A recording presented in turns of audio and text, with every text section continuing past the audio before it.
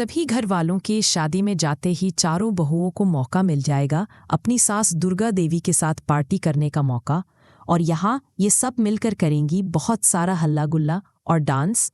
जी हाँ दोस्तों, सीरियल बड़े घर की छोटी बहू का आने वाला एपिसोड धमाकेदार होने वाला है।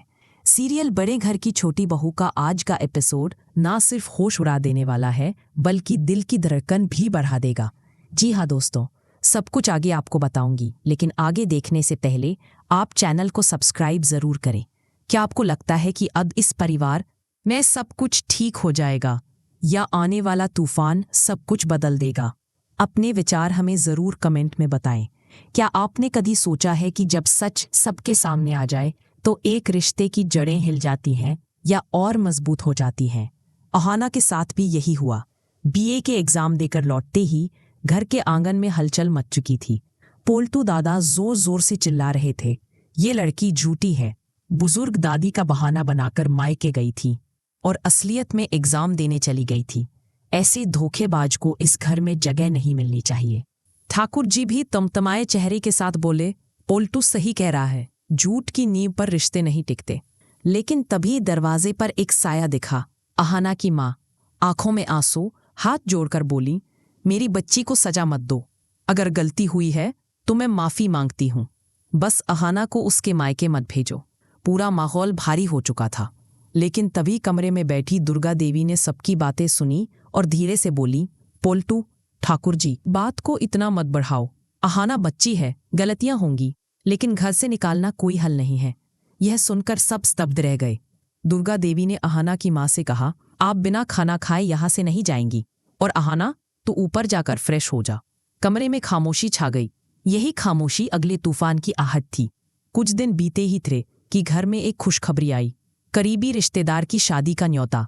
घर में हलचल, तैयारियों की गूंज और हंसी ठिठोली शुरू हो गई। सभी ने कपड़ों से लेकर गहनों तक की तैयारी शुरू कर दी। लेकिन तभी एक आवाज आई, मैं इस शादी में नहीं जाऊंगी। सबने मुड़कर देखा। यह आवाज थी दुर्गा देवी की।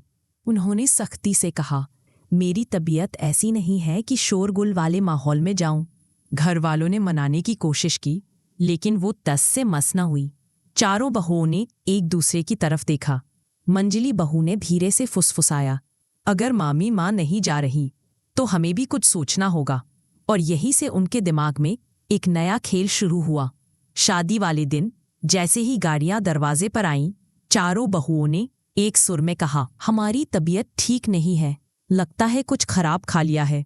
पोल्टू ने शक की नजर से देखा, लेकिन किसी ने गहराई से ध्यान नहीं दिया।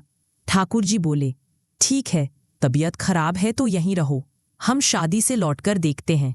और देखते ही देखते पूरा घर खाली हो गया। सन्नाटा छा गया। अब सिर्फ थी चारों बहुएं और उनकी सास दुर्गा देवी। बहुओं की आंखों में शरारत थी। ये मौका उन्हें बरसों बाद मिला था। मंजली बहू हंसते हुए बोली, मामी माँ, हमें पार्टी करनी चाहिए, आज तो कोई रोकने वाला नहीं है। दुर्गा देवी बहुएं चढ़ाकर बोली, शर्म नहीं आती? औरतें अकेली घर पर हैं और तुम्हें पार्टी सोच रही है। बाकी बहुएं झट से उनके चारों ओर बैठ गई और मनाने लगी, अरे मामी माँ, जिंदगी रोज रोज ऐसे मौके नहीं देती, आज सिर्फ हम और आप थोड़ी मस्ती कर लीजिए। पहले तो दुर्गा देवी ने नाराजगी दिखाई, लेकिन धीरे धीरे उनके चेहरे पर भी एक हल्की मुस्कान आ गई। वो बोली, ठीक है, लेकिन हद से ज्यादा मत करना। बस यही बहुओं को चाहिए था। तुरंत तैयारी शुरू हो गई। किचन से स्नैक्स, आंगन में रंगीन लाइटें और मोबाइल पर म्यूजिक, सब सेट हो गया।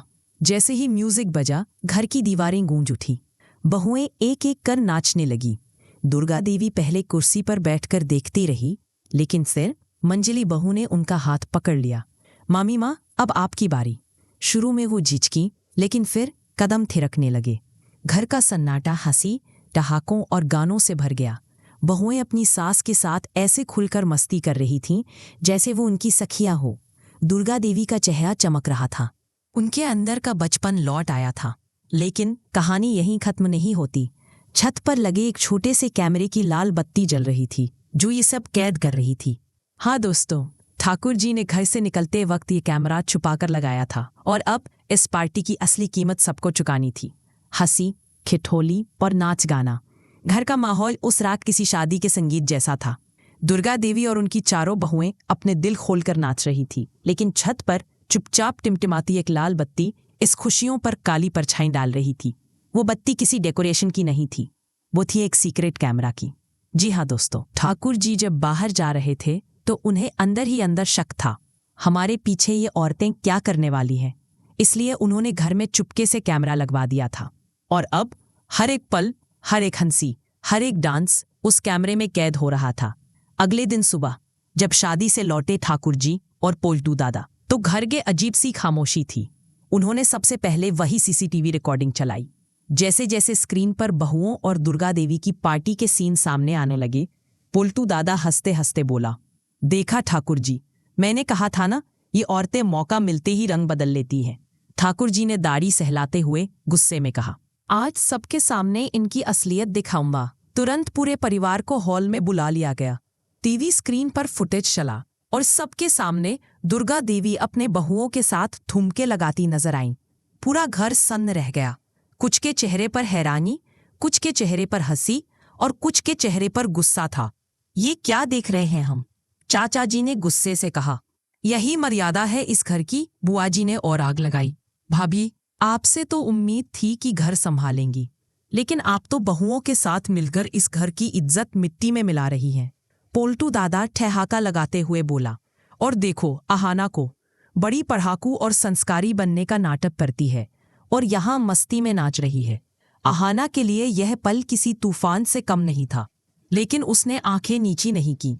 वो आगे बढ़ी और साफ आवाज में बोली, हाँ, हमने पार्टी की थी, लेकिन उसमें बुरा क्या है? क्या खुश होना, हंसना और नाचना कोई पाप है?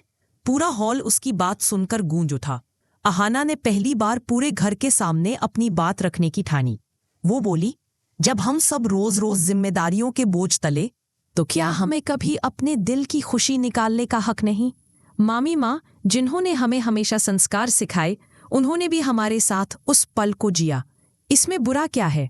ये घर तब टूटेगा जब हम एक दूसरे को ताने देंगे, ना कि तब जब हम साथ मिलकर हंसेंगे। कमरे में चुप्पी छा गई। दुर्गा देवी ने गर्व से अहाना की तरफ देखा, लेकिन बुआ जी और पोल्टू दादा अब भी चुप नहीं हुए। उन्होंने ताने मारते हुए कहा, बहुत बड़े बड़े बोल बोलती है, लेकिन याद रख, इस घर में तेरे फैसले नहीं चलेंगे। इतना सुनते ही दुर्गा देवी ने अपना गुस्सा दिखाया। वो गरजती हुई बोली, बस बहुत हुआ, आज से इस घर में कोई भी मेरी बहुओं की खुशी पर सवाल नहीं उठाएगा। और सुन लो, अहाना ने जो कहा है वही मेरी बात है। अगर किसी को ये मंजूर नहीं तो वो इस घर को छोड़कर चला जाए। पूरा घर सन्ना रह गया। दुर्गा देवी के इस ऐलान ने सबको चुप करा दिया। अहाना के चेहरे पर हल्की सी मुस्कान थी। उसने न सिर्फ अपनी इज्जत बचाई, बल्कि पूरे परिवार के सामने अपनी सोच की ताकत भी साबित कर दी। कहानी अब एक नए मोड़ पर आ चुकी थी, जहां डर और चुप्पी की जगह सच। और दोस्तों, यही था बड़े घर की छोटी बहू का वो धमाकेदार हिस्सा, जिसमें एक छोटी सी पार्टी ने पूरे परिवार की परतें खोल कर रख दी। अब सवाल ये है, क्या दुर्गा देवी के फैसले से घर में शांति आएगी, या बुआ जी और पोल्टू दादा मिलकर कोई नया षड्यंत्र रचेंगे? सोचिए और हमें कमेंट में जरूर बताइए। और हाँ, ऐसे ही धमाकेदार टेलीविजन अपडेट्स के लिए हमारे चैनल को सब्सक्राइब करना मत भूलिए। मैंने कहा था ना, खेल अभी बाकी है। तो दोस्तों, ये था बड़े घर की छोटी बहू का वह शानदार अपडेट, जो सच्चाई, प्यार और ड्रामे का परफेक्ट मिक्स है। आपको अर्जुन और अहाना की जोड़ी कैसी लगी? क्या आपको लगता है कि अब इस परिवार में सब कुछ ठीक हो जाएगा? कमेंट में अपनी राय जरूर शेयर करें। और हाँ, ऐसे ही धमाकेदार टेलीविजन अपडेट्स के लिए हमारे चैनल को सब्सक्राइब करना ना भूलें।